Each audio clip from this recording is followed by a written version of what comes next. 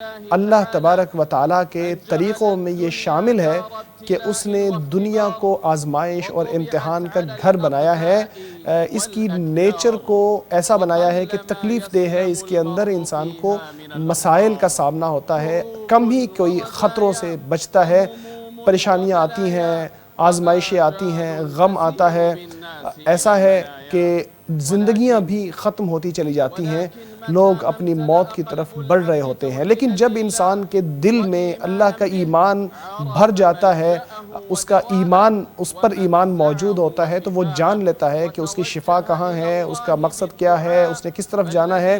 اس لیے وہ اللہ کی طرف متوجہ ہوتا ہے اور دعا کرتا ہے۔ اس دعا کو اللہ نے بہترین عبادت اور قربت کا شاندار ذریعہ بنایا ہے۔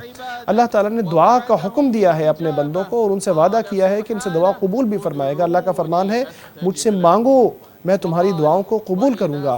اسی طرح فرمایا، جب میرے بندے آپ سے میرے بارے میں پوچھیں تو میں قریب ہوں، پکارنے والے کی پکار سنتا ہوں جب وہ مجھے پکارتا ہے۔ نبی اکرم صلی اللہ علیہ وسلم کے اس حوالے سے فرمان ہے، دعا ہی عبادت ہے۔ اسے امام احمد نے روایت کیا ہے۔ تو آپ صلی اللہ علیہ وسلم نے یہاں دعا کو عبادت کہا، کیونکہ اس میں اللہ تبارک و تعالیٰ کی توحید اور عبادت شامل ہوتی ہے۔ انبیاء علیہ السلام اس عبادت میں کبھی بھی پیچھے نہیں رہے، بہت زیادہ اس عبادت کو کرنے والے تھے۔ اللہ تبارک و تعالیٰ کا فرمان ہے، وہ نیکیوں کے میدان میں آگے بڑھنے والے تھے، ہم سے امید رکھتے ہوئے اور ڈرتے ہوئے ہم سے دعائیں کرتے تھے، وہ خشوع اور خضوع اختیار کرنے والے تھے۔ انہی کے نہج پر اللہ تبارک و تعالیٰ کے نیک لوگ چلتے چلے گئے۔ انہوں نے فاقہ اور فقر کے ہاتھ اللہ کے سامنے پھیلائے اور عاجزی کے ساتھ، انکساری کے ساتھ اللہ سے دعائیں کرنے لگے، دنیا میں کامیابی اور آخرت کی کامرانی کا سوال اللہ سے کرنے لگے۔ اللہ کے بندوں، دعا مناجات کرنے والوں کو تسلی دینے والی چیز ہے اور بے کس لوگوں کا سہارا ہے۔ یہ وہ رسی ہے جو آسمان اور زمین کے درمیان کنیکشن پیدا کرنے والی ہے۔ سب سے بڑا بے بس وہ ہے جو دعا سے بھی بے بس ہو، جیسا کہ نبی اکرم صلی اللہ علیہ وسلم نے فرمایا ہے کہ سب سے بے بس وہی ہے جو دعا سے بے بس ہو۔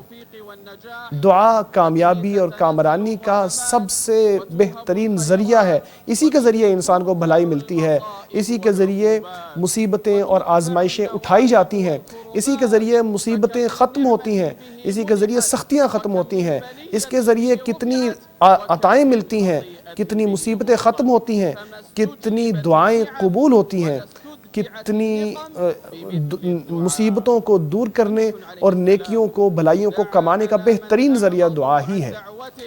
نوح علیہ السلام نے ان لوگوں سے منہ پھیر لیا جنہوں نے ان کی دعوت کو قبول کرنے سے انکار کر دیا، تو انہوں نے اللہ سے دعا فرمائی کہ اللہ کافروں کا کوئی گھر نہ بچانا، تو اللہ نے دعا قبول کی تو سب کے سب غرق ہو گئے۔ ابراہیم علیہ السلام نے مکہ کے لیے دعا کی تو فرمایا، اے اللہ اس ملک کو امن والا بنا دے، تو اللہ تعالیٰ نے اسے لوگوں کے لیے امن اور سکون کا ذریعہ بنا دیا۔